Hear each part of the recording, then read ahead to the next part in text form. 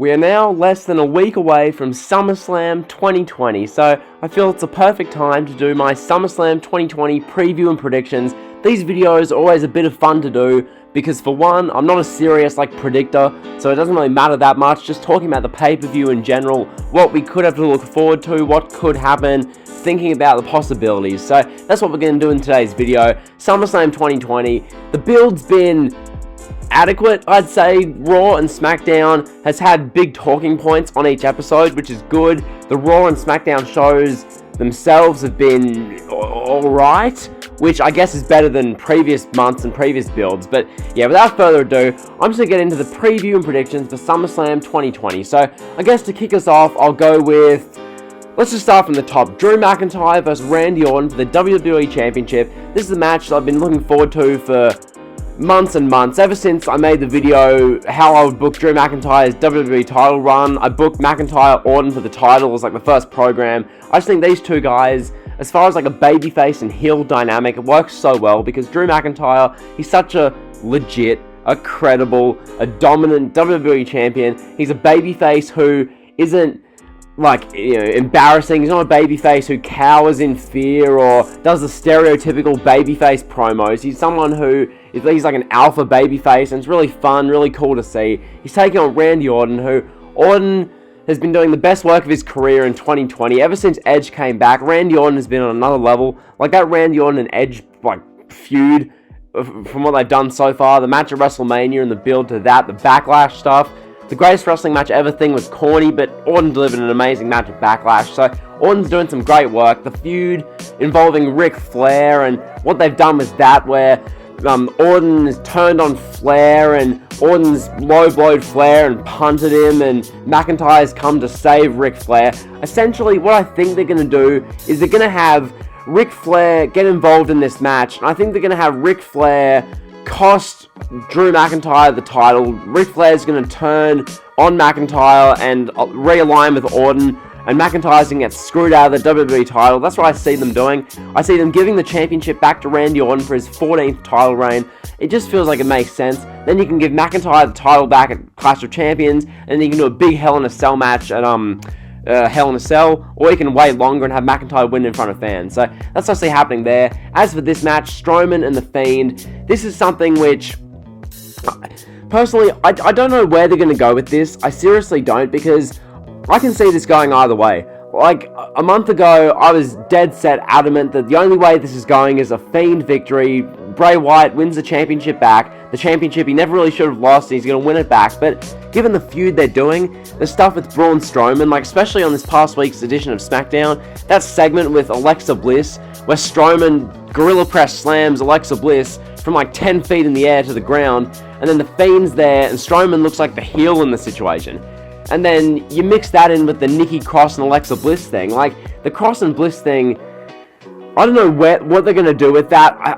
I think they're going to have Cross or Bliss get involved. I think Nikki Cross is going to play a role in this ending. Whichever way it goes, I'm going to predict The Fiend to win the championship. And they're going to bring back that Universal title The Fiend had, which looks sick. That's what I think they're going to do. But at the same time, I could easily see Braun Strowman just destroying The Fiend, Braun Strowman becoming a heel, and they have heel Braun Strowman get beaten by babyface Reigns. I can see them doing that. So whichever way they go, hopefully it's entertaining. I think Bliss and Cross are going to play a big role in this match. So look out for that. That's the Universal Championship match, and quite frankly, I'm looking forward to it, which I didn't expect to be saying a while back. So that's that match. As for the next match, I guess I'll talk about Dominik and Seth Rollins. This is the match which the whole Rollins, Mysterio, Kevin Owens, Aleister Black, Humberto Carrillo, it's this big mix of Seth Rollins and the Messiah storyline, Buddy Murphy, all these guys. Personally, I've enjoyed it to an extent. It has dragged a lot, and I see people saying, oh, well, people ask for long-term storytelling, and they get long-term storytelling, and all they do is complain. Well, it's just the same thing every week. The Rollins promos, there's no difference to it. This whole thing with Dominik, the whole beating Dominik with the kendo stick angle I liked. Rollins is just going to beat Dominik. Dominik should have a good showing. Rollins is just going to beat him because it's Seth Rollins. So that's that match. This match here, though, Asuka versus Sasha Banks for the Raw Women's Championship. Sasha Banks going in champion, Asuka the challenger. This match and the whole thing with Asuka versus Sasha and Asuka versus Bayley, I'm going to predict what a lot of people in the community are going to predict. This is going one way, and one way only. You're going to have Asuka, whichever match comes first. Asuka is going to beat Sasha Banks, or maybe Asuka beats Bayley first. Asuka is going to win the first match, because the tag team partner, be that Sasha or Bayley, is going to try and get involved to help the other, but it's going to end up backfiring. So we're going to have Asuka defeat Sasha Banks to win the Raw Women's Championship. So Asuka's going to win the Raw Women's Championship back from Sasha Banks, and then I feel it's inevitable that they're going to have Asuka do the same thing with Bayley. So Sasha Banks tries to help out Bayley and then accidentally costs Bayley the SmackDown Women's Championship. That's the direction I see going.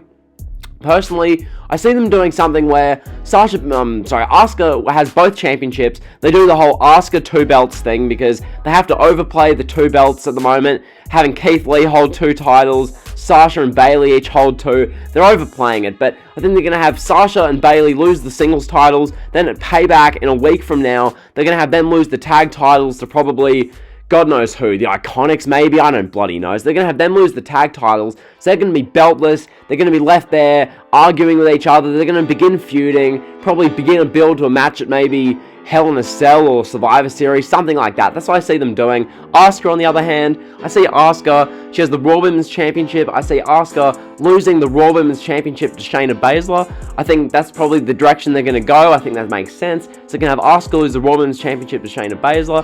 As for the SmackDown Women's title, I see Asuka losing the SmackDown Women's title to one of the women you see on screen, Sonya Deville. I think Sonya Deville, she's going to defeat Mandy Rose in this match. I think Sonya versus Mandy Rose, I can see them having Sonya Deville win and then not actually have Mandy shave her head. I can't picture them shaving Mandy's head bald.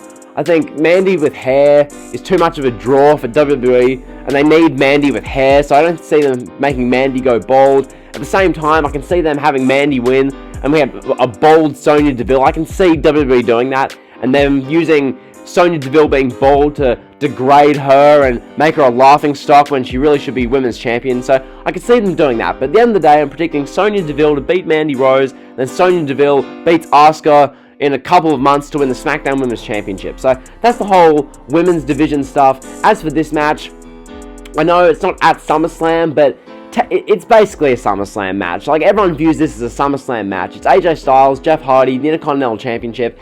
It's a SummerSlam match. Let's face it, they're putting it 2 nights before on SmackDown to try and pop a rating, which I found it cool to see the SmackDown ratings have been going up each and every single week. Now that they're doing this Retribution stuff, I love to see that. So this match, Styles, Hardy, AJ Styles is winning this match. I'm sorry, Styles isn't losing to Jeff Hardy. He could, and to be honest, I could see them having Jeff Hardy win, but where do you really go with Jeff Hardy after this? If Hardy wins the IC title, where to? Because you've done Hardy versus Sheamus. What are you going to do? Jeff Hardy versus Baron Corbin for the IC title? Great.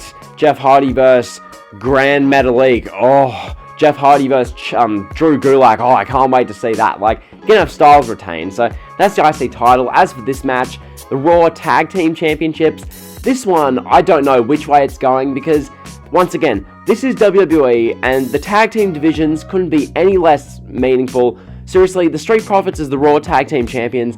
After what happened with the Viking Raiders, and that whole, what was it? The one-upsmanship games, or whatever they were calling it. That whole thing that they were doing, dart throwing and archery and all that crap. After that made the Raw Tag titles feel even more useless than they already have been. Street Profits, I think they should just drop the titles here. I'm going to predict Angel Garza and Andrade to win the titles, just giving them a big SummerSlam moment. They basically did this match at WrestleMania. Remember, it was literally this match at WrestleMania, so, or was it Andrade and Theory? Whatever. I'm going to predict Garza and Theory to win the titles there. Speaking of Raw titles, I'm going to predict this match, Apollo Crews, MVP. Personally, I can't see MVP winning this match, but actually, then again, the fact that they're actually doing this match, to be quite honest, I can see them having MVP wins. I'm going to go back on what I just said there. Personally, stuff it. I'm predicting MVP to beat Apollo Crews. I think Apollo Crews, his title reign, it started off with such promise, but then 3 weeks into his title reign, Paul Heyman got fired, so that's a lot of the spokesperson, like the spokesperson for Apollo Crews backstage is Paul Heyman by the looks of things, so MVP is probably going to win the title here. I see MVP in the Hurt Business getting the title, so that's the United States Championship. The SmackDown Tag titles will probably be on the line as well, so I guess I'll predict Cesaro and Nakamura to retain that, and that'll be SummerSlam. So SummerSlam 2020 should be a pretty good show, I think. The match I'm most looking forward to by far is Drew McIntyre vs Randy Orton. Second match I'm most looking forward to is Braun Strowman vs The Fiend, because I'm fascinated to see what they do with that. And then the third match I'm most looking forward to, I don't know, I'd probably say Asuka vs Bayley, to be honest, or maybe, I don't really care. SummerSlam 2020, it should be a good show. Like, comment, sub.